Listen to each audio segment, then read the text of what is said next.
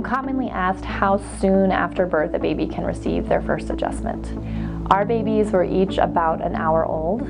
They had the benefit of having chiropractors at their birth.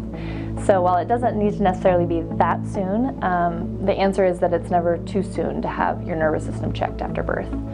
During the birth process, just when we have a contraction, about 12 pounds of pressure is put on a baby's neck. And then when we push, another 27 pounds of pressure is put on. So when you add that together, because it's most effective to push during contraction, we have almost 40 pounds of pressure put on their little necks. The amount of pressure it takes to make a chiropractic adjustment at that age is a few ounces, so about how much you would use to check a tomato to see if it's ripe.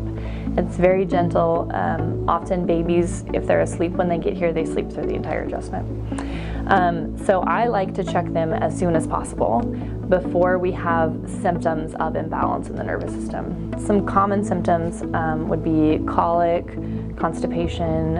If you notice that your baby has a tendency to turn his or her head one way versus another, which usually will affect latch. So they'll latch okay on one side, and then on the other side they kind of seem to be fighting it, or they'll try to latch and then kind of pull off.